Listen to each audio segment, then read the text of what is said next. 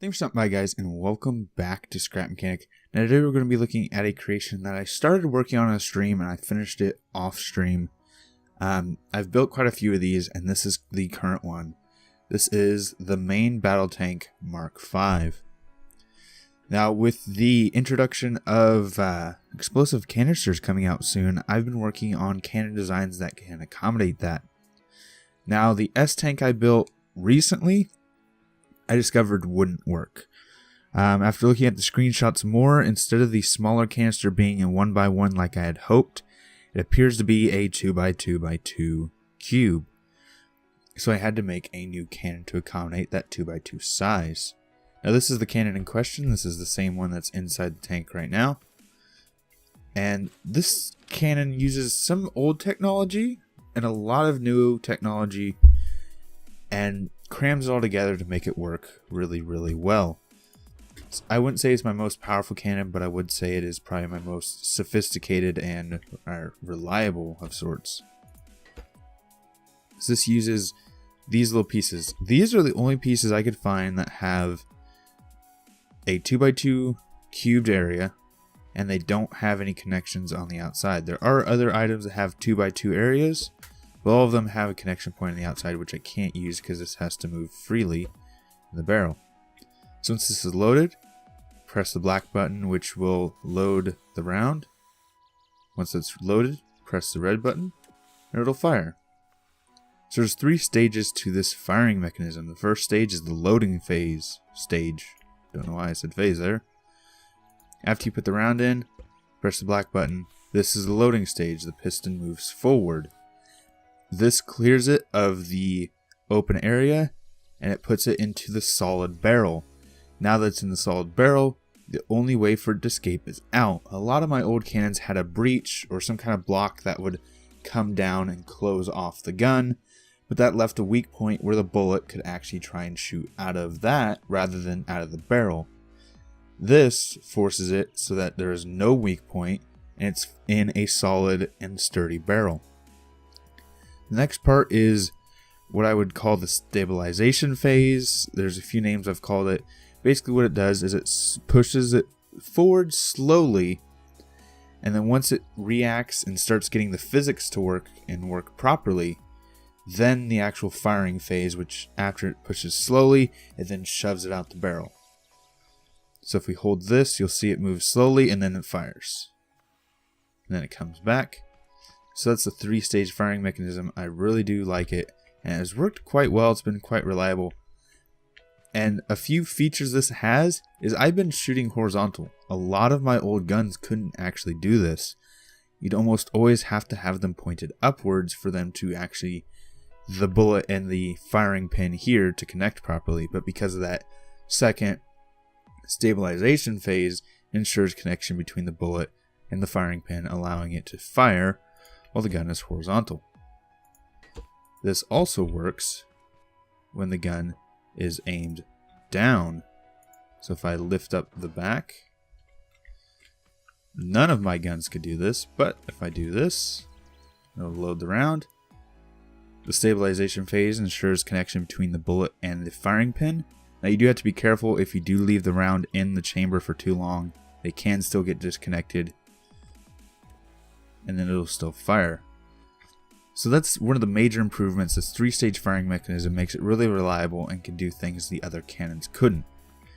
So moving away from the cannon, which is the biggest improvement of the two, come over to this tank. This tank really is the exact same as every other tank I've made, except for one thing, which is the suspension. I went from a full suspension pieces suspension to a bogie suspension. So there's no suspension here, just bearings which are pivoting on this point with the 2 wheels connected. It's not as good as the actual suspension piece suspension. However, the lag that the suspension creates is not optimal, and this is usually pretty good. When you first spawn on a lift, you just turn the turret and raise the gun slightly and the lag disappears. So this is what it looks like inside of the turret. This is the gun. It takes up most of the turret here. So we can load it. And the buttons moved from here to the other side. So there's the loading button. So a little hiccup there. 1 turns turret left, 2 brings it up, 3 brings it down, 4 brings it right, and 5 fires. So let's point at the farthest distance we can shoot with this gun, which is about there, and fire. Now, this isn't my most powerful gun in all time. However, it is adequate. It does do its job. Once we actually have the explosive canister on the tip, I may have to make the gun a bit more powerful to deal with the weight it'll be firing. Hopefully, I can fire the explosive canisters without the wadding which I'm using. So either I'll have this and then the explosive canister on the front, or I'll just have the explosive canister here, hopefully. Hopefully I can just have the canister because that will mean less weight, meaning we'll get a farther distance shot.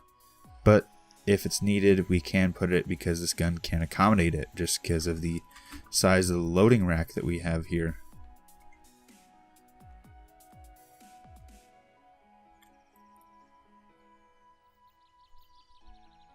One thing I haven't mentioned is if you do go in first person, you do have a little bit of a sight. It's probably not the best. You'll mostly be aiming third person, but you can get a good idea of where you're pointed through this reticle.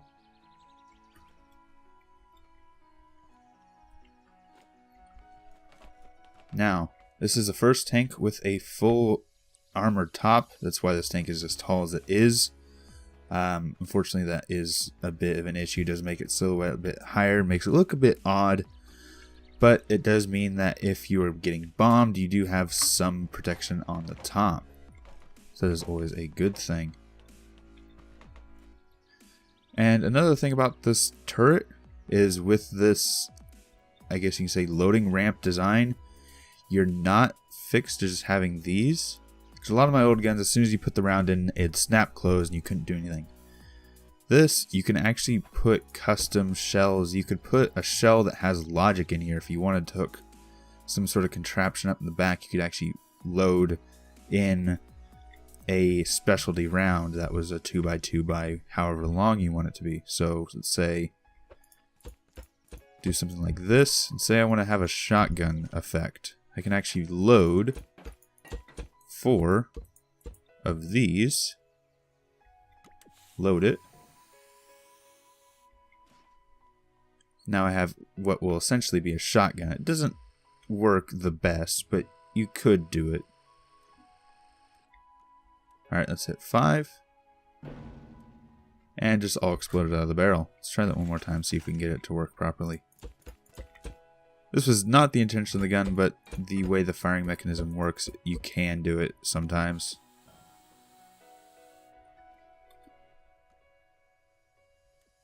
At least some of the rounds went forward. Anyway, this is a bit of a side note. I'm really happy with how this looks, and what I'm going to do next is test the camouflage. I think we've looked at everything else. We've looked at the driving system, the gun, the armor. The armor on this is really thick, especially on the front of the turret and the front of the hull. The sides aren't bad. The back is pretty decent. I took some extra care there. So we're just going to park this up and see how it looks from a distance. Alright, and I have the tank parked up. He can see us. Now the question is, we can see him, or if we can see him. I didn't put too much effort in actually trying to hide him. Just trying to show off how well the camo works, even in probably not the best situation. The shrubbery around here does make it pretty easy, but the darker ground makes it a bit difficult in that respect. We blend in pretty well with the trees themselves, but not the ground. If you haven't been able to tell, he's right there behind the tree. He's sliding away because of the way his tires are. But I think it works well. At farther distances, it gets really good. And as long as you don't park in front of something gray, you're usually decent. Brown probably isn't the best either. And this camo really does blend in well with trees, bushes, shrubs, and also the normal grass that's out there. Works really well with that as well. So I think that's going to be the end of the episode. I am really happy with this. This is the new tank, the main battle tank Mark V. And hopefully when the explosive canisters come out, this will probably be hopefully the first tank to accommodate them and have explosive rounds. So I'm going to end it here. If you did enjoy this episode, please leave a like. If you have any suggestions for future episodes, please leave them in the comments down below. If you enjoy the channel, enjoy what I'm doing, please subscribe. It helps a lot. And right now, shares help the channel the most.